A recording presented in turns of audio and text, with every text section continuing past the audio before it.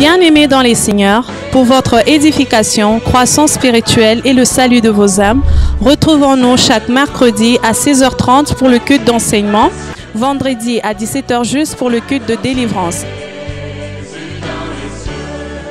Et chaque dimanche de 7h juste à 10h juste pour le premier service et de 10h30 à 13h juste pour le second service. Nous sommes au numéro 30 de l'avenue des Cimetières au quartier Bel-Air dans la commune Kampemba à Lubumbashi.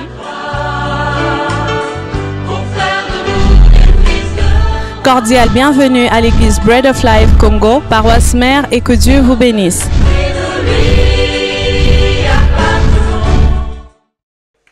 Nous lui disons merci. Nous le couronnons comme roi. Ce n'est pas nous qui faisons de lui un roi, mais il était roi à la naissance. Il était Dieu à la naissance. Il était Seigneur à la naissance. Il est venu en vainqueur et il a vaincu. Il n'a pas eu une seule fois le doute d'avoir la victoire. Il savait que quel que soit le problème, il vaincra. Et il ne recule devant aucun obstacle. Ses ennemis les savent que quand il s'engage, c'est eux qui vont reculer. Lui ne recule jamais s'il n'a pas encore atteint la proie. Voilà celui pour qui nous acclamons ce soir. C'est celui qui nous défend. C'est celui qui combat pour nous. C'est celui qui nous justifie. C'est celui qui fait de nous ce que nous sommes. Malgré le verdict des hommes, mais lui a un autre verdict à ton sujet. Il connaît ta destinée. Et il est le seul qui a la clé de ton avenir. Nul autre que lui ne décidera de ce que tu deviendras. Jésus est Seigneur. Jésus est Seigneur. Oh, je vous salue tous au nom de Jésus-Christ. Que Jésus vous bénisse et vous bénisse abondamment. Ensemble, nous allons lire dans le livre de Nombres, chapitre 13. D'abord, je vous bénis au nom de Jésus-Christ. Allons dans le livre de Nombres, chapitre 13. Nous allons lire un texte et puis je veux rappeler un texte que nous avons lu le mercredi passé et je vais vous parler de quelque chose ce soir. Nombres, chapitre 13. On peut lire à partir du verset 27. Les Amalécites habitent la contrée du Midi. Les Hétiens, les Jébusiens et les Amoréens habitent la montagne, et les Cananéens habitent près de la mer et le long du Jourdain. Caleb fit taire le peuple qui murmurait contre Moïse. Il dit, montons, emparons-nous du pays, nous y serons vainqueurs. Mais les hommes qui étaient allés avec lui dirent, nous ne pouvons pas monter contre ce peuple, car il est plus fort que nous. Et ils décrièrent devant les enfants d'Israël le pays qu'ils avaient exploré. Ils dirent, le pays que nous avons parcouru pour l'explorer est un pays qui dévore ses habitants. Tout ce que nous y avons vu, ce sont des hommes de haute taille. Et nous y avons vu les géants, enfants d'Anak, de la race des géants. Nous étions à nos yeux et au leur comme des sauterelles. Nous allons lire un deuxième texte, c'est Hébreux chapitre 4, le verset 1er. Hébreux chapitre 4, le verset 1er. Je lis la parole du Seigneur. Craignons donc, tandis que la promesse d'entrer dans son repos subsiste, encore qu'aucun de vous ne paraisse être venu trop tard. Je bénis le Seigneur et je voudrais que vous puissiez le bénir également parce que au moins aujourd'hui la pluie ne nous dérange pas, vous êtes bien assis et moi aussi je suis bien protégé. Est-ce qu'on peut acclamer le Seigneur? C'est quand même un avancé pour lequel il faut glorifier le Seigneur malgré les terreurs du diable. Et puis vous me saisissez de là où vous êtes. Et puis le courant ne va pas partir parce que nous sommes sur le groupe. Parfois vaincre le diable, ça ne demande pas que la prière. Ça demande aussi les stratégies. 10 stratégies. Que Dieu te bénisse. Je voudrais me rassurer que vous me suivez et que vous m'entendez. Parce que j'ai comme l'impression que le bruit de la pluie est plus fort que vos amens. Alors faites un bon amen plus que celui des bruits de la pluie. Ah, donc là on est ensemble. Que Dieu vous bénisse. Alors j'ai promis aujourd'hui que j'allais parler sur un sujet très important que nous ne devons pas négliger dans la vie spirituelle. Et particulièrement en cette année de repos. Ne négligez pas ce sujet, il est très important. C'est lequel? Ce sujet, dans le repos, vous devez savoir qu'il y a des gens, malgré que Dieu a déclaré que cette année est une année de repos, une année sabbatique, mais il y a des gens qui viendront en retard, qui arriveront quand c'est trop tard, qui vont réclamer d'entrer dans les repos quand ça ne sera plus possible. Écoutez-moi, cela est possible non pas seulement cette fois-ci, il est possible tout le temps que nous avons eu des thèmes que Dieu nous a donnés. Il y a des gens qui sont arrivés trop tard. Et vous allez voir que certains, c'est vers le mois de novembre seulement qu'ils vont se réveiller et commencer à chercher, à solliciter la face de Dieu pour voir la main de Dieu. Et cette année, Dieu nous a donné la sagesse et l'intelligence pour vous annoncer que cette fois-ci, n'arrivez pas trop tard quand cette promesse est encore disponible, c'est le moment. Comme nous disons toujours, lorsque l'eau est encore agitée, c'est le moment où il faut se jeter.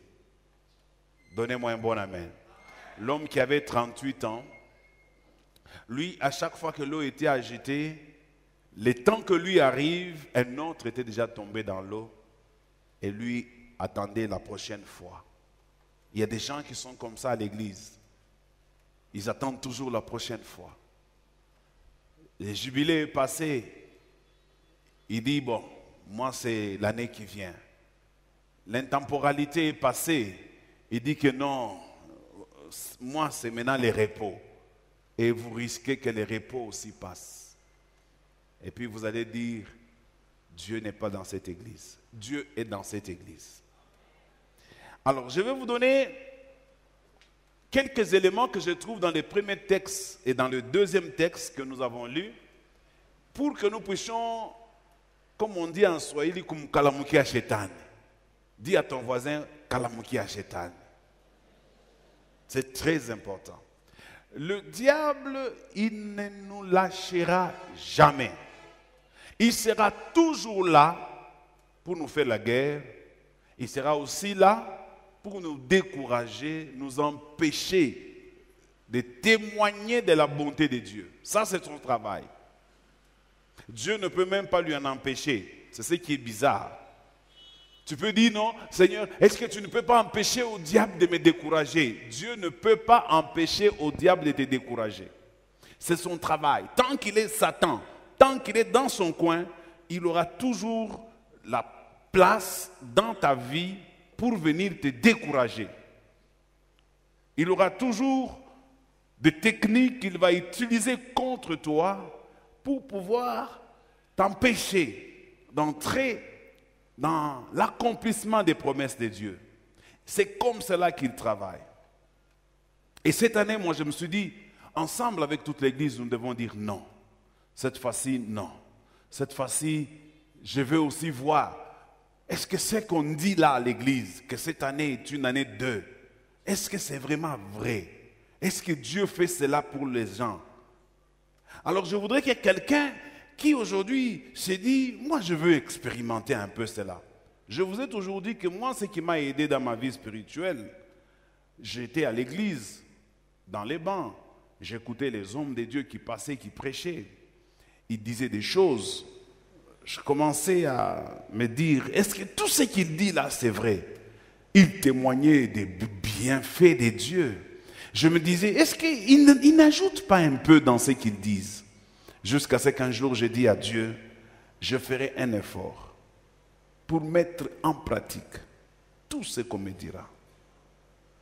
Et je vais voir si c'est eux qui mentent ou si c'est moi qui m'ai trompé. Voilà, je commence mon enseignement. La Bible nous renseigne que nous devons craindre Quand la Bible dit crains, ça veut dire crains. Et pourtant, nous disons toujours que la Bible dit 365 fois ne crains rien. N'est-ce pas? 365 fois. Non, c'est vrai, ce n'est pas un slogan. Vous comptez 365 fois dans la Bible, il est dit ne crains rien, ne crains rien, ne crains rien. Surtout dans le livre d'Ésaïe. Ne crains rien. Moi, j'ai un passage que j'aime beaucoup dans le livre d'Ésaïe. Ce passage, Dieu me l'avait montré quand j'étais dans un moment très dur de ma vie. Il m'a dit, ne crains rien, vermisseau de Jacob. Je viendrai à ton secours. Ne promène pas des regards inquiets. Je suis ton Seigneur. J'aime beaucoup. C'est dans Ésaïe 41. C'est un passage qui a beaucoup réchauffé mon cœur sur le plan spirituel, qui m'a aidé à relever la tête. Quand j'ai appris seulement que Dieu m'a dit, ne crains rien. Il m'a même appelé vermisseau de Jacob. Vermisseau, c'est vers de terre. Donc Dieu t'appelle vers de terre. Parce qu'il sait que tu es faible. Il suffit qu'on t'écrase et tu n'es plus là, comme un ver de terre. Mais il dit, ne crains rien, malgré que tu es comme un ver de terre. Moi, Dieu, je viendrai à ton secours. Je te protégerai. Bien-aimés, que ces paroles-là vous renforcent également dans votre foi ce soir et vous permettent de vous relever, de continuer et de ne pas relâcher parce que Dieu a besoin de vous au bout du tunnel. Alors, ici, la Bible nous demande de craindre. Voici le premier raisonnement que tu dois faire avec moi. Pourquoi la Bible accepte ici que nous puissions craindre? Et pourtant, nous vous enseignons tous les jours ici que la peur, c'est une arme du diable. La peur et la crainte, c'est deux mots synonymes. Quand quelqu'un dit « je ne crains rien », il peut le dire autrement « je n'ai peur de rien ». Ça veut dire « je ne crains rien, je sais là où je m'accroche, je n'ai peur de rien parce qu'il n'y a rien qui m'effraie ». Alors, ici on nous demande quand même de craindre. Ça veut dire nous devons craindre parce que quand Dieu donne une promesse d'entrer dans son repos, pendant que cette promesse subsiste encore, nous devons craindre qu'aucun de vous ne paraisse être venu trop tard. Trop tard existe. Voilà 10 vierges. C'est Jésus qui donne cette parabole. Ces 10 vierges étaient à l'attente de l'époux. Alors, elles avaient des lampes parce qu'elles ne savaient pas à quelle heure l'époux devait arriver. Alors, il s'est fait que de jour, il ne se posait pas problème. Mais de nuit, il fallait allumer des lampes. Tellement qu'ils ont attendu l'époux pendant longtemps. Ils ont commencé même à négliger le fait d'aller acheter de l'huile, du pétrole dans les lampes. Et il s'est fait que le jour où l'époux est arrivé, il dit qu'il a trouvé 5 femmes qui étaient sages, qui avaient de l'huile dans leurs lampes et qui ont allumé. Lorsqu'on a crié « Voici l'époux !» Ils ont allumé leurs lampes. Il y avait 5 folles, c'est la Bible qui les traite de folles, qui, quand cela est arrivé, elles ont essayé d'allumer leurs lampes, ça ne pouvait pas s'allumer parce qu'il n'y avait pas de l'huile. Et du coup, elles ont commencé à solliciter auprès de ses voisines, de leurs voisines. Et leurs voisines leur avaient dit que nous n'avons que pour nous. Vous pouvez aller au village pour aller acheter de l'huile afin de mettre ça dans vos lampes. Le temps qu'elles aillent au village pour aller acheter de l'huile, déjà l'époux est apparu aux 5 sages et il leur a dit « Entrez dans les repos de votre mari ». Les 5 sont entrés dans les repos de leur mari. Les 5 sont allés chercher de l'huile. Quand ils reviennent avec de l'huile, il est trop tard. La porte est déjà fermée. La fête des mariages a déjà commencé. L'époux avec ses 5 femmes sont en train de célébrer le mariage. C'est trop tard. Dans la vie, il y a des moments où ça devient trop tard. Elles ont commencé à frapper à la porte pour dire, est-ce qu'il n'y a pas moyen que pour nous, on nous fasse aussi une grâce, une faveur? Est-ce qu'il n'y a pas une possibilité? C'est trop tard. C'est trop tard. Il y a des choses dans la vie qui sont trop tard. Elles sont restées dehors. Et l'époux a dit, restez dehors. Là où il y a les grincements des dents et les pleurs. Parce que vous n'avez pas été sage pour attendre le moment où l'époux devait venir. Regardez Ésaü. Son père l'appelle et lui dit, va me chercher un gibier, prépare-le comme je l'aime. Il sort, il va chercher un gibier en brousse, alors que sa maman, ayant entendu cela, dit à Jacob, Jacob, prend derrière la maison quelque chose, un gibier qu'il prépare pour son père. Et sa maman, elle prépare ça pour son père. Comme son père l'aime, son père mange et bénit Jacob. Aussitôt que le père finit de bénir Jacob, c'est Ésaü qui apparaît avec son gibier. Il ne l'a même pas encore préparé. Son père lui dit, mais j'ai béni déjà quelqu'un ici. C'était qui? Il dit, c'était pas moi, moi je viens d'arriver. Ah, c'était donc ton frère Jacob. Il t'a pris la bénédiction. Ésaü a commencé à supplier son père parce qu'il est arrivé trop tard. Il a supplié son père. S'il n'y avait pas une autre bénédiction pour lui, son père lui avait dit que c'était tout ce que j'avais. J'ai donné ça à ton frère. Quelqu'un me donne un bon amen. Dis à ton voisin, il ne faut pas paraître trop tard. Même à la maison là, il y a des gens qui aiment toujours se promener là, qui rentrent toujours tard. Et parfois, tu peux rentrer à la maison comme ça, on a déjà mangé les foufous. Et puis on a fini.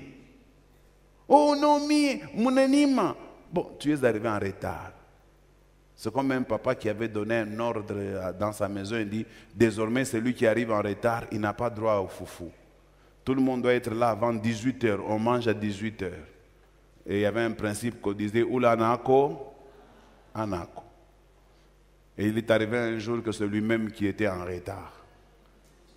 Les enfants ont dit, Oula Anako, Anako.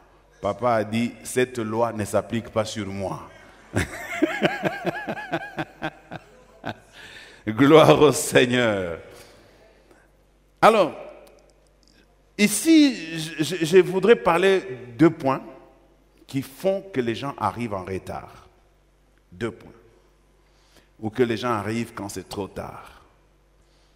Il y a une jeune fille qui t'attend. Toi, tu ne te prépares pas pour aller lui dire que tu l'aimes depuis qu'elle t'attendait. Tu attends toujours. Et puis un jour, tu réunis ton courage. Tu vas quand même la voir. Quand tu arrives là, il te dit, hier, quelqu'un est venu, je lui ai dit oui. Oh non, tu peux lui dire non. Non, mais c'est trop tard. J'ai déjà dit oui. La Bible dit que votre oui soit et votre non soit. Ce qu'on y ajoute vient du diable. Gloire au Seigneur. C'est fini. J'avais déjà dit oui à quelqu'un d'autre. Même si je t'attendais, même si c'est toi que j'aimais, du fait que j'ai déjà dit oui à quelqu'un d'autre, qu'est-ce que moi je veux faire? En Choluba on dit, Babela bela mwana wa monto. Roby m'a regardé avec dédain. Toi tu sais dire ce que moi j'ai dit là. Gloire au Seigneur. Alors, voici le premier élément qui peut faire que quelqu'un arrive en retard. C'est quand il ne fait pas les choses telles qu'on le lui a dit ou telles qu'on le lui a demandé. Pour ceux qui écrivent, quand on fait les choses, quand on ne fait pas les choses telles qu'on vous les a dites ou telles qu'on vous les a demandées, ça peut vous faire arriver quand c'est trop tard. Je reviens un peu à l'histoire des enfants d'Israël. Ils sont sur le point d'entrer dans leur promesse. Dieu dit à Moïse, envoie 12 espions. Prends-en un dans chaque tribu. Ils sont allés comme ça, ils arrivent à Canaan, vous connaissez l'histoire avec Rahab, la prostituée. Et puis ils sont revenus avec un très bon témoignage que ce pays était réellement un pays où coule le lait et le miel. Dieu ne ment pas. Mais, il y avait un mais, nous y avons trouvé les fils d'Anak, des géants. Et leurs villes, ce sont des villes fortifiées. Et ces peuples, c'était un peuple très puissant. À leurs yeux, nous étions comme des sauterelles. Même eux nous voyaient comme des sauterelles. Même nous-mêmes, nous nous voyons comme des sauterelles. Ce n'est pas possible que nous puissions prendre ce pays-là. Ce n'est pas possible. Voici les problèmes. Quand Dieu vous dit quelque chose, faites ce que Dieu vous dit. Ne mettez pas votre intelligence. Beaucoup de gens, dans leur façon de raisonner et de faire, ils reprochent Dieu indirectement. Quand Dieu te dit prends, ça veut dire prends. Quand Dieu te dit ne prends pas, ça veut dire ne prends pas. Moi je me plains, Pierre, je ne sais pas, je me demande si réellement il est au ciel. Dieu lui apparaît, il est sur le toit de sa maison. Il tombe en extase, il était en prière, il tombe en extase. En extase, ça veut dire, il fait une vision. Dans cette vision, il voit Dieu qui descend du ciel, une natte. Sur cette natte, il y a des quadrupèdes, il y a des animaux qu'on peut manger. Et selon la loi de Moïse, tous les animaux qui étaient sur la natte avaient été interdits d'être mangés, selon la loi de Moïse. Mais quand Dieu fait descendre la natte, il dit à Pierre, tue et mange. Pierre commence à expliquer à Dieu, papa, quand Dieu a parlé, même si tu avais entendu un autre discours qui est contraire à ce que Dieu a dit, le discours de Dieu annule tous les autres discours qui ont précédé.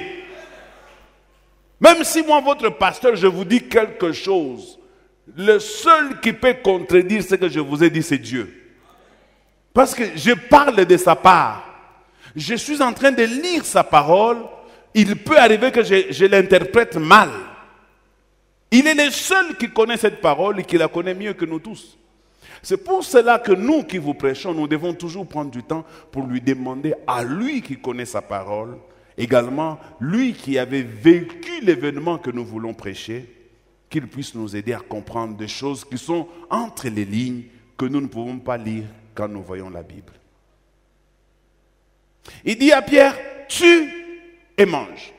Pierre commence à faire une leçon à Dieu. Je ne peux pas manger quelque chose d'impur. Parce que tous les animaux que je vois là-bas sont impurs. Dieu lui dit, Pierre, ne déclare pas impur. C'est que moi, j'ai déclaré pur. Donc quand Dieu déclare que c'est pur, ça devient pur. Ne sois pas plus sage que Dieu. Vous savez, aujourd'hui, les chrétiens, ils prennent toujours quelques passages bibliques pour ne pas faire ce que Dieu leur demande de faire. Vous voyez quelqu'un qui dit, Dieu lui dit, bâtis une maison. Il commence à dire à Dieu, il est écrit dans la parole, avant qu'un homme construise une maison, il doit d'abord s'asseoir pour réunir tous les matériels et commencer. C'est Jésus qui l'a dit, bien entendu.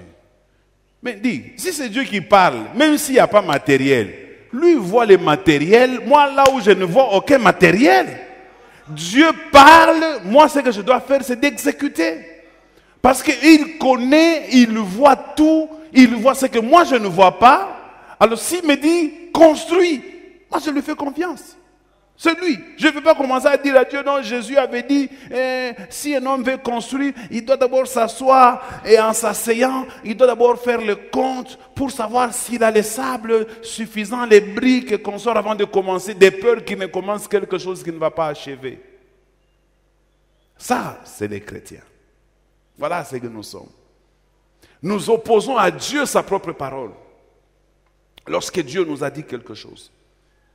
Comme quelqu'un qui a dit l'année des repos. Oui, c'est le repos. Mais Dieu nous demande de travailler pendant 6 jours.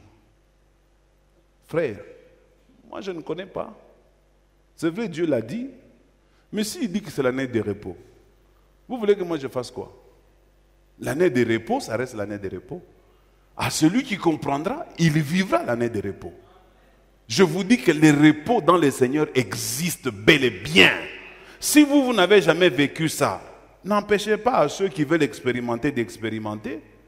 Si vous, dans votre vie spirituelle, vous avez seulement des petites expériences avec Dieu, n'empêchez pas ceux qui ont de grandes expériences avec Dieu de les vivre. Dieu est capable de tout sauf de rien. Dieu peut te donner les repos là où tu ne t'attends pas, mes amis. Il peut te donner de l'argent là où tu n'as pas mérité, là où tu n'as pas travaillé. Parce qu'il est aussi écrit dans la Bible que vous moissonnerez là où vous n'avez pas sémé. Humainement parlant, quelqu'un a-t-il le droit d'aller moissonner là où il n'a pas sémé? C'est du vol, c'est de la n'importe quoi. Mais Dieu te dit, vous allez moissonner, même là où vous n'avez pas sémé. Il est souverain. Il est souverain. Le mot souverain n'est même pas à comparer avec la dictature. Donc la dictature, s'il faut la placer par rapport à la souveraineté, elle est trop petite. La souveraineté est plus dictatoriale que la dictature. Parce que dans la souveraineté de Dieu, il dit, j'ai aimé Jacob, j'ai haï Ésaïe. Qui es-tu toi? Oh non, comment Dieu peut haïr quelqu'un? Toi, tu deviens qui? Tu veux corriger Dieu? Quand Dieu dit j'ai aimé Jacob, j'ai... Maintenant, les théologiens commencent à essayer d'expliquer. Parce qu'ils disent que non, Dieu ne peut pas haïr. Alors ils veulent expliquer. On ne m'explique pas Dieu. C'est écrit, j'ai aimé Jacob, j'ai haï Ésaïe. Oh là là. Quelqu'un me donne un bon amen. Frère, vous, Dieu vous aime. Dieu vous aime, vous êtes comme les Jacob, mais vous voulez vous comporter comme les Ésaü. Dieu vous donne, même si cette bénédiction ne vous appartenait pas, elle appartenait à votre grand frère, mais Dieu vous la donne à vous quand même. Recevez-la, c'est tout. Ne cherchez pas à faire réfléchir Dieu. Il est Dieu. Déjà, il avait annoncé dans le ventre de Rebecca que ces 2 enfants qui naîtront, ces 2 nations, mais le dernier dominera le premier. C'est Dieu. Que voulez-vous? Un jour, vous allez même dire à Dieu, pourquoi tu m'as créé femme? Aux yeux du Boma, toi, tu ne sais pas que les femmes sont très bénies. Hey, papa. Bisonde tola mukaka na tango tokende na tongo tokende ko bunda bango bafandi na palais. Et puis soki ozongi nango otie yango na mesa ekomi pe ya ye. Akomi koloba pe toka bwana. Olingi osala loko, oh non, dans cette maison il n'y a pas de dialogue. Donc parfois être femme c'est intéressant. Hein? Que Dieu bénisse les femmes. Oh là là, vous êtes bénis par Dieu. Vous êtes déjà dans les repos depuis votre naissance. Et les travaux lourds, on ne donne pas aux femmes. Ça, c'est déjà les repos. Vous êtes bénis. Et vous allez voir un homme qui gagne $300. Il donne à sa femme 250. Lui garde 50. Papa, quand moi j'ai travaillé là, toi tu étais là. Vous êtes seulement bénis. Et puis vous savez ce que Dieu fait. Il nous donne seulement un cœur pour vous aimer. On devient, c'est quand tu aimes quelqu'un, tu deviens un peu comme son esclave. Tu commences à, si tu ne la vois pas, tu es où? Ah ok chérie, mon chou, mon pouchouchou, tout ça c'est quoi ça? Hein? Et puis, et aussi pour nous amadouer bien, il nous appelle aussi mon lapin.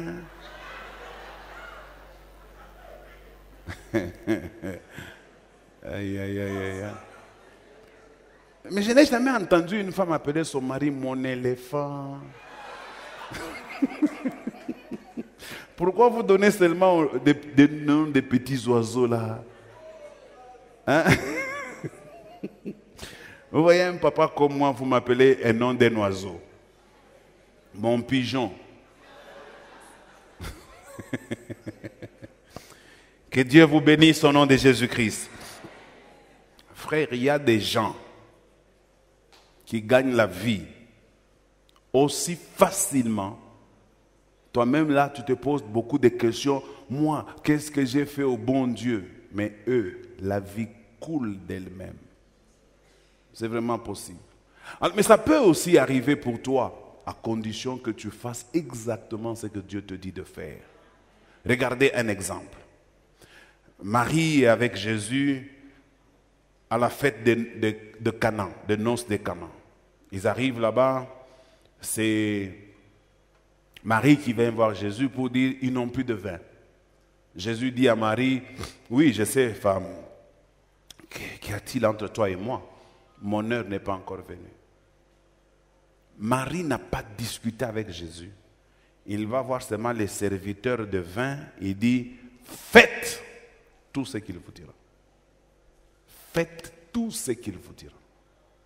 Donc, il y a certaines solutions dans votre vie qui se trouvent tout simplement dans cette petite phrase-là.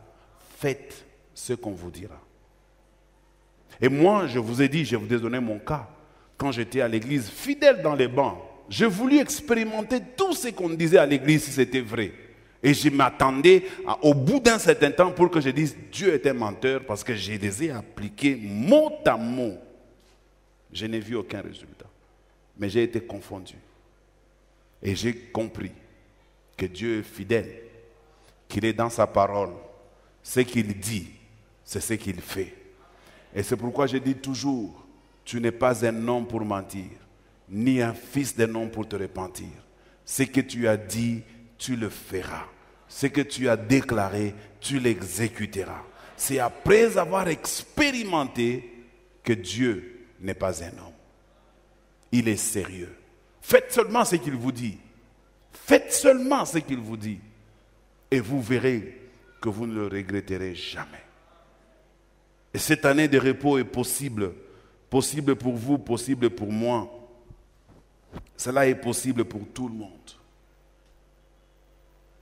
Regardez ce jeune homme qui s'appelle Joseph, il était en Égypte. Cet homme, j'ai pitié pour lui, il a souffert toute sa vie. Joseph a beaucoup souffert. Et puis un jour, il fait bon, pas une faute.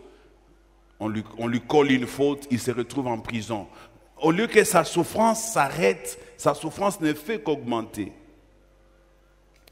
Je bénis une sœur qui m'a vu hier.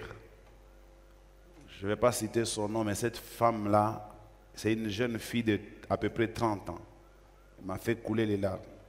Je me suis retenu pendant longtemps, mais je ne pouvais pas. Elle m'a fait couler des larmes. Cette femme m'explique au bureau qu'elle a comme l'impression que le diable s'est acharné sur elle. Elle a fait une grossesse. Elle a mis au monde un enfant qui a 9 ans. Elle a trouvé encore une autre grossesse l'année passée. Elle a avorté. Ça fait 1 année qu'elle est dans notre église. Elle est encore enceinte de plus ou moins 3 mois. Et celui qui lui a donné cette grossesse ne veut même pas entendre parler de ça. Elle travaille quelque part comme femme de ménage. Elle habitait chez sa grande sœur l'a chassée. Elle est rentrée chez ses parents, qui sont déjà vieux.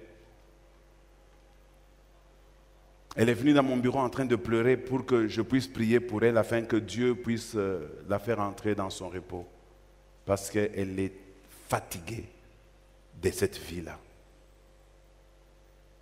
La vie de débauche, de grossesse, d'avortement, de naissances indésirables. Elle a pleuré. Elle a dit, pasteur, J'ai pris toutes mes économies. Je veux donner ça à Dieu. Je lui dis, si tu donnes tes économies, comment tu vas faire face avec cette grossesse? Elle me dit, elle commence à me faire des leçons là. Elle me dit non. Dieu seul verra comment il va me sortir de cette histoire. Mais je veux que mon argent, vous puissiez aussi acheter les tôles. Moi, je n'ai pas compté, mais j'ai remis ça directement à Papa Aimé. C'est lui qui a compté. Il m'a dit que c'était $300. De la part d'une bonne. Alors je me suis dit, Seigneur, j'ai prié pour elle. Hier, j'ai prié pour elle. Ce soir, la nuit d'hier, j'ai prié pour elle ce matin. J'ai dit, Seigneur, tu dois faire quelque chose pour cette femme. Je ne sais pas. Fais ce que toi tu peux faire. C'est pénible pour cette jeune femme. Vraiment pénible. Mais le repos est vraiment possible. Joseph a connu aussi un problème comme ça. Et puis, il se retrouve en prison à cause d'un rêve que Dieu avait donné à Pharaon. Joseph a été libéré de la prison. Mon frère, quelle que soit la situation que tu traverses, je sens dans mon cœur que Dieu créera une situation afin que tu sors de ta situation. Parce que Dieu, pour te sortir de ton problème, il créera un autre problème. C'est toujours derrière un problème que Dieu résolve nos problèmes. Donne-moi un bon amen. Il va aller provoquer un rêve chez Pharaon. Pharaon fait un rêve là, qu'il n'arrive pas à interpréter. Dieu est un stratège. Il empêche à tous les sages de l'Égypte d'interpréter le rêve. Et puis, c'est pourquoi je vous dis, mes amis, les hasards n'existent pas dans la vie. Est-ce que, qui a fait que dans la prison, Joseph rencontre le panetier? Qui a fait cela? Et les chansons? Qui a organisé cela? Qui a organisé que tu te retrouves aujourd'hui à l'église à côté de ton frère? Tu penses que ça vient de toi? Non. Soyons sérieux. Le problème avec nous, c'est que nous ne savons pas tirer des profits des personnes que Dieu a mis à côté de nous. Donne-moi un bon amen. Mais lui, Joseph, a profité de la présence de ces deux personnes à côté de lui. L'un l'a trahi, mais l'autre, Dieu l'a préservé parce que Dieu avait besoin de son témoignage quelque part. Si quelqu'un t'a trahi, Dieu gardera une autre personne quelque part parce que il sait que tu auras toujours besoin de cette personne pour aller plus loin. Ah, je bénis le Seigneur au nom de Jésus-Christ. Pharaon, dans son tourment là, on va lui dire, il y a quelqu'un en prison. Lui, les rêves là, petit problème. Pharaon dit, amenez-moi cet homme. On amène Moïse et Joseph. Joseph donne l'interprétation. C'est Dieu qui lui communique ça. Qui peut dire que quelque chose arrive sans que Dieu n'en soit l'auteur? Frère, attaque kiri ni Mungu anayetaka. Mungu anaweza kucreate tu situation inafika mwile mambo kunayo na create tu situation inafika wenjo solution à ile situation. Joseph interprète le rêve. Salomon et plutôt Pharaon dit, où est-ce qu'on peut trouver un homme comme celui-ci en qui réside l'Esprit de Dieu? Il appelle tous les Égyptiens qui avaient des responsabilités, les gouverneurs, toutes les autorités, les princes, il les appelle comme ça. Il leur dit, vous voyez ce jeune homme ici, je les mets au-dessus de vous tous en Égypte, sauf le trône que j'occupe va faire que je sois au-dessus de lui. En dehors du trône, ce jeune homme va couronner l'Égypte. Là où tu as été humilié, là où tu as été esclave, là où tu as été accusé faussement, Dieu est capable, là-bas même, il est capable de te justifier, de t'honorer, de te glorifier. Là-bas, en Égypte, il devient le numéro 1 de l'Égypte. Il est étranger. Et moi, je me dis, si un jour il a rencontré Potiphar, parce que Potiphar était dans l'armée des pharaons, et si un jour il a rencontré la femme de Potiphar, ceux qui t'accusent là, ceux qui te combattent là, Dieu organisera des circonstances. Un jour viendra, je te dis mon frère, un jour, dis après moi, one day, ça arrivera. Dieu va confondre tes ennemis. Il organisera une table où c'est toi le maître de la cérémonie. Et puis, il va infiltrer un adversaire, afin que ton adversaire voie comment il a dressé cette table-là et comment il est en train de oindre d'huile sa tête jusqu'à ce que ta coupe déborde. Voilà, c'est pourquoi j'aime Dieu. Il a fait pour Joseph.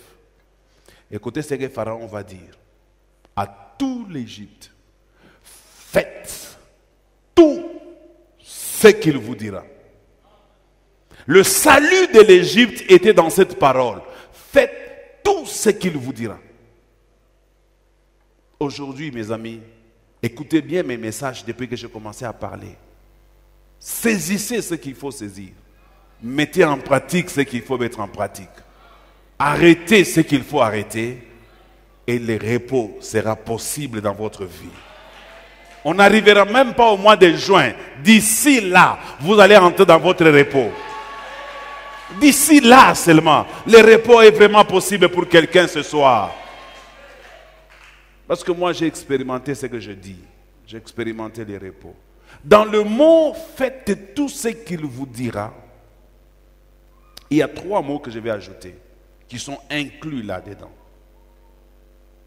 Le premier mot qui se trouve dans « faites tout ce qu'il vous dira », ça veut dire la désobéissance vous empêche de faire tout ce qu'on vous dit.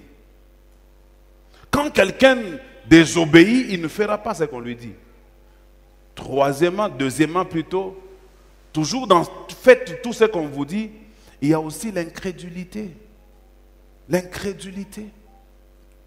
Les gens ne croient pas. Ils se disent non. Est-ce vraiment possible de vivre ma situation? Vu ce que je traverse. Ma soeur, mon frère, es-tu devenu juriste? C'est les juristes qui disent toujours, vu ceci, vu cela, vu ceci, vu ordonne. Toi, tu deviens juriste?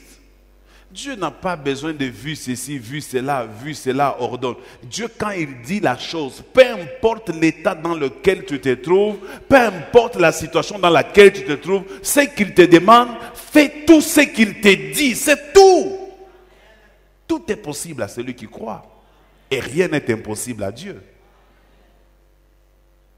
Dieu peut changer la vie de quelqu'un. Dieu peut changer la vie de quelqu'un. J'ai pris que Dieu change la vie de cette femme qui croit dans ce message. Que Dieu change la vie de cette femme. Qui se dit, est-ce que c'est possible? Est-ce que ça peut réellement se faire pour moi? Moi, je te dis, fais tout simplement ce qu'on te dit de faire. Lorsque Marie a dit aux serviteurs, faites tout ce qu'il vous dira, qu'est-ce qui s'est passé là-bas? Jésus leur a dit, amenez-moi des vases, amenez-moi de l'eau. Est-ce qu'ils ont discuté? Ils ont commencé seulement à verser. Et puis quand il a fini, il n'a même pas prié, il dit, allez donner au chef de la fête. Et à l'organisateur des repas. Et quand l'organisateur des repas a pris comme ça, il sent que c'est meilleur que ce qu'il avait déjà pris depuis le début de la fête. Et même les gens qui ont goûté à ça, ils disent, tout homme commence par les bons et il finit par les moins bons. Toi, tu as commencé avec les moins bons, tu donnes les bons à la fin. Ce que Dieu fait dépassera toujours ce que les hommes ont fait, ce que toi-même tu as fait, parce que ce qui vient de lui réussit toujours. Faites tout simplement ce qu'il vous dira. Laissez-moi rapidement aller vers le deuxième point. Il y a encore d'autres points que je n'ai pas pu développer derrière. Faites tout ce qu'il vous dira. Il y a, par exemple, comme la distraction. Répète après moi la distraction. Aujourd'hui, laissez-moi vous dire, il y a beaucoup de distractions. Beaucoup de distractions. Le diable a mis dans le monde beaucoup de distractions. Télévision, distraction. Téléphone, distraction. Partout, il a mis des distractions. Regardez les bars, comment ils sont en train de se multiplier. Et vous trouverez des gens là-bas. Moi, je ne sais pas. Chez moi, là, depuis qu'on a arrangé la route, il y a un voisin qui vient juste là, en face de chez moi. Il ouvre une boîte, un bar. Ces gens-là, ils ne se réunissent pas la journée. Ils commencent à 17h, 18h. Et ils quittent là-bas à 2h, 3h du matin. Ils font du bouquin comme vous n'avez pas idée. Avant, je n'arrivais pas à dormir. Maintenant, je commence même à dormir. Et vous trouverez des grandes personnes, des papas, des responsables. Il n'y a pas de petits garçons. Et vous allez les trouver en train de danser. Une chanson de Kiambukuta. Ils dansent là. Avec des femmes là, ils dansent. Ils vont crier à minuit. Moi je dis, mais est-ce qu'il couvre fait? N'est pas qu'à changer ou bien il kingari qui écoute. Moi j'ai comme l'impression que ça couche. Est-ce que la police ne peut même pas passer par là et découvrir que Banakatisha Kabale Batip 2-3 heures du matin? Distraction. Voici le dernier point. Le dernier point qui peut vous empêcher d'entrer dans votre repos, c'est la procrastination. La procrastination. La procrastination. Qu'est-ce que c'est que la procrastination? La procrastination, c'est l'attitude de toujours reporter à demain ce qu'on peut faire aujourd'hui. Quelqu'un me donne un bon amen? La Bible dit, ne remets pas à demain ce que tu peux faire aujourd'hui, car demain ne t'appartient pas. Demain appartient à Dieu. Ce que toi tu peux faire aujourd'hui, fais-le avec la dernière énergie, comme si c'était les derniers jours que Dieu t'a donné sur terre. Écoute-moi bien. La vie que tu mènes, mène-la bien. N'attends pas demain. N'attends pas. La plupart des gens attendent que les choses changent demain. Mais moi, je te dis que les choses doivent changer aujourd'hui.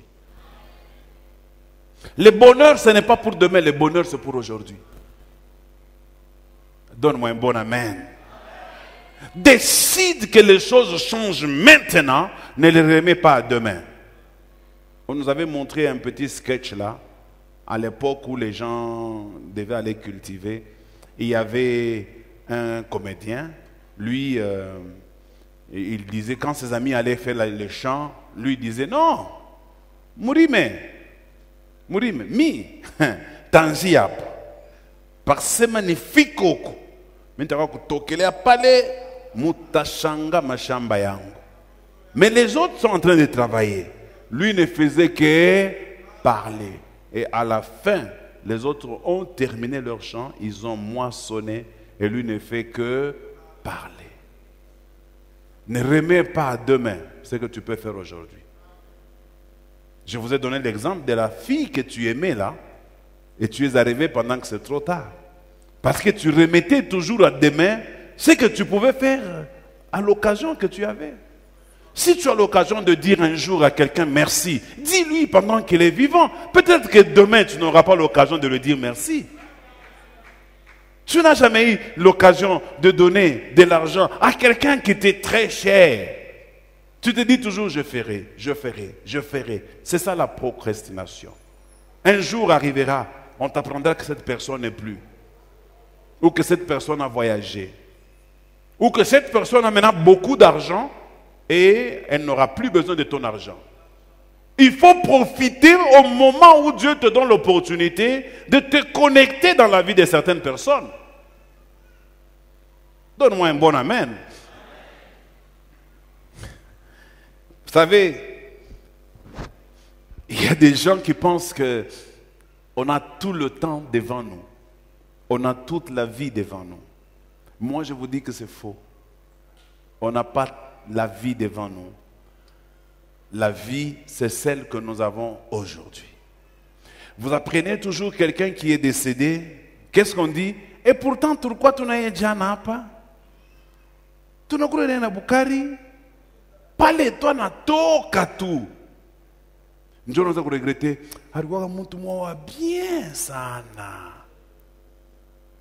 Tu n'as jamais eu l'occasion de lui dire ça quand il était vivant. Maintenant qu'il n'est plus là, bien. Tu veux dire à tout le monde, mais lui n'est plus là. Quand tu as l'occasion de faire du bien à quelqu'un, fais-le dès que tu as l'occasion de le faire. C'est comme ça que la Bible dit, celui qui sait faire le bien et qui ne le fait pas, commet un péché. Église, écoutez-moi bien. Dans les choses de Dieu, ne remettez jamais à demain ce que vous pouvez faire aujourd'hui. C'est aujourd'hui qui nous appartient. Voici 3 éléments dans la procrastination qui peuvent t'empêcher à avoir le repos cette année. 3 éléments et nous allons prier.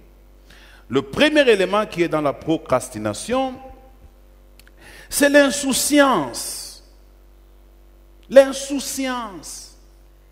Ça veut dire, waouh, quelqu'un a un souci. Papa, coucou bantu bengine.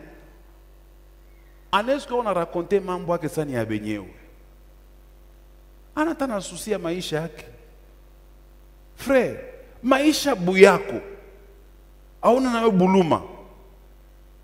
Kama na mkonse, munyache ni maisha yangu.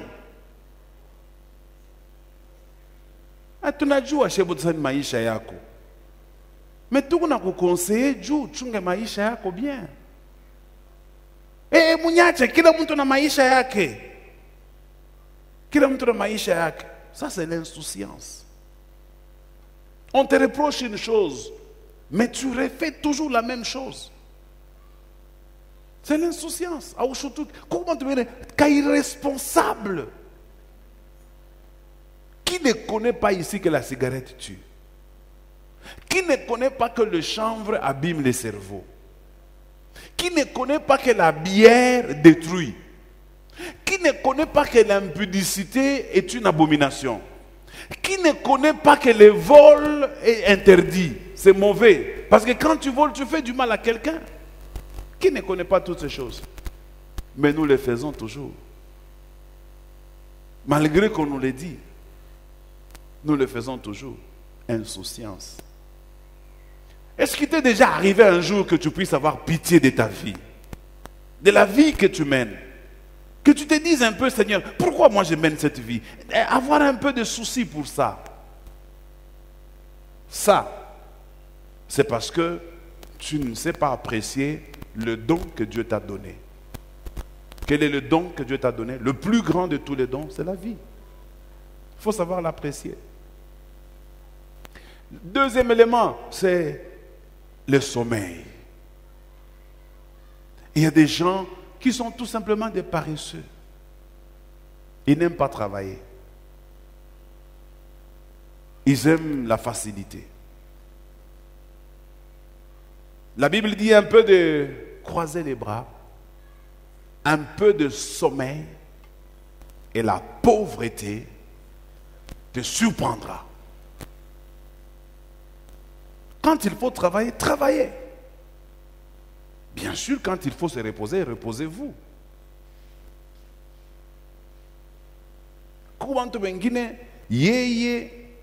Moi d'abord, c'est difficile que je dors pendant la journée. Moi, tel que Dieu m'a créé, je peux rester debout jusqu'à 3-4 heures du matin, si je veux, à volonté. C'est une habitude que j'ai obtenue à l'université, quand j'avais des interros et des examens. Je veillais comme ça, les yeux ouverts, je suis en train de lire. Et c'est resté dans moi. Et du coup, je ne sais plus dormir avant minuit. Quand il faut travailler, je travaille. Il faut aimer le travail. Comme on dit, en termes de joueurs, on dit il faut mouiller les maillots. Il ne faut jamais attendre que tout tombe du ciel. C'est vrai, Dieu peut le faire, mais nous ne devons pas attendre. Nous devons agir et puis bon, si lui fait tomber, gloire au Seigneur. Mais si ça ne tombe pas, nous on doit travailler. Ne remets jamais à demain ce que tu peux faire aujourd'hui. Dire à ta femme, je t'aime. C'est peut-être la dernière fois que je le lui dis. Dire à ton mari, je t'aime.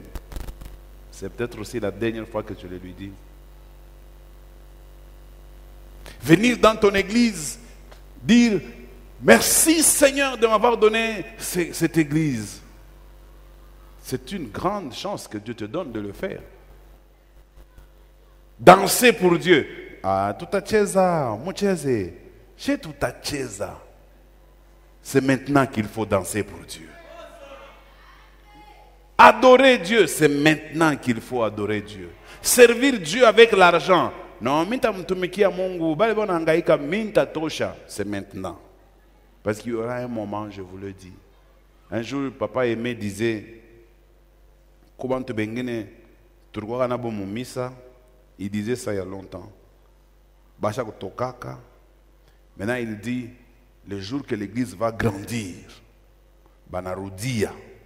il disait, tout va pas kajiabo, kukolopa mtoilette, na kutengeneza buchafu kule nje. En fait, son idée c'était quoi? Quand vous avez l'occasion de faire quelque chose dans votre église, faites-le. Quand vous êtes encore dans votre église, travaillez pour Dieu.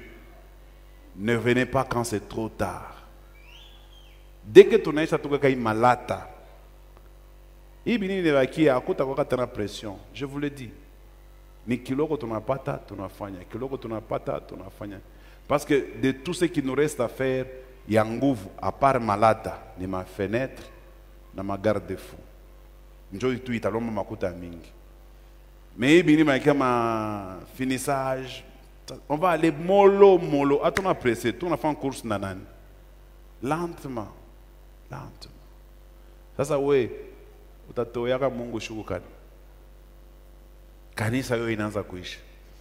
Parce que tu remettais toujours à demain ce que tu pouvais faire quand tu avais l'occasion de le faire. Voici pour terminer ce que je vais vous dire, mes amis. Je ne souhaite pas que certains parmi nous puissent manquer ce grand rendez-vous de repos, cette grande promesse que Dieu nous a donnée. Alors, je vous invite, ensemble avec moi, que nous puissions adresser une prière à Dieu, une prière en 3 requêtes, pour que nous ne puissions pas manquer cette année. Tenez-vous debout, nous allons prier le Seigneur. Voici la première requête que je vais te demander de demander à Dieu.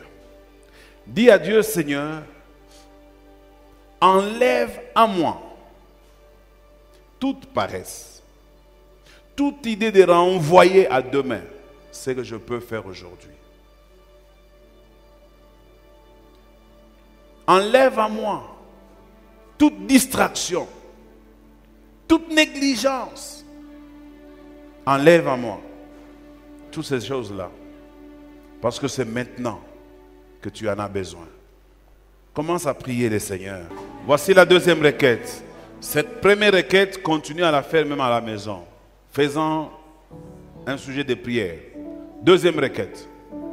Les enfants d'Israël, quand ils sont arrivés devant la porte de leur bénédiction, ils ont trouvé que c'était difficile. Ils ont trouvé qu'il y avait des géants. Ils ont trouvé que les villes étaient fortifiées et qu'ils étaient comme des sauterelles. Voici un principe biblique. Quand vous arrivez à la porte de votre bénédiction, le diable va magnifier tous les obstacles et tous les ennemis pour que vous puissiez relâcher. Je répète, quand vous arrivez à la porte de votre bénédiction, le diable va magnifier, il va élever vos ennemis et vos obstacles, justement pour vous donner une impression. C'est juste une impression. Dis à ton voisin, c'est juste une impression. Pourquoi je dis c'est juste une impression? Parce que Lorsque ils sont allés voir Rahab pour la deuxième fois, qu'est-ce qu'a dit Rahab? Que nous avons appris ce que votre Dieu a fait avec vous en Égypte. Et la terreur que vous avez répandue tout le long de votre parcours, nous avons peur. Là où eux pensaient qu'ils étaient faibles, alors que les autres aussi savaient que ceux qui venaient, ils étaient avec Dieu et ils étaient plus forts que quiconque.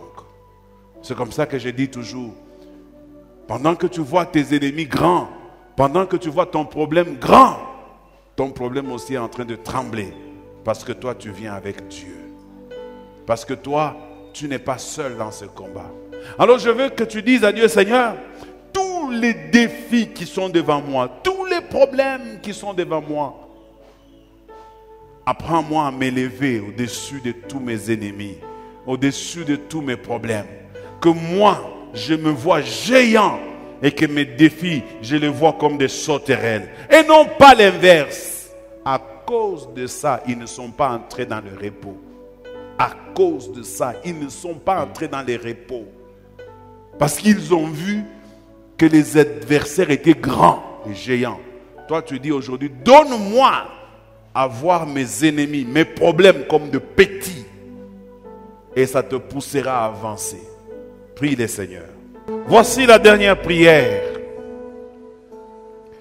Fais tout ce qu'il te dira. Ça veut dire ceci. Dieu te parlera individuellement et il te parlera collectivement. Chaque fois que tu viens à l'église, en entrant à l'église, quand tu t'inclines ta tête, fais toujours cette prière. Seigneur, voici mes problèmes. Je veux aujourd'hui que j'entende ta parole, que tu me répondes par rapport à mes problèmes, que tu me donnes la solution, que tu me donnes la stratégie, que tu me donnes ce que je dois faire pour régler tous ces problèmes. Ça c'est un. De deux, ouvre grandement tes oreilles parce que Dieu te donnera des instructions particulières dans les rêves, par des prophéties et par tous les autres moyens qu'il pourra utiliser. Prions le Seigneur pour dire, je veux maintenant écouter. Parle, ton serviteur écoute. Parle maintenant, ton serviteur écoute.